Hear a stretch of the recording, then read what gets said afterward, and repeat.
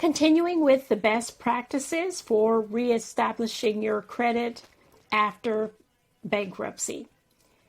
So the next thing that I want you to do is to work diligently on managing your finances.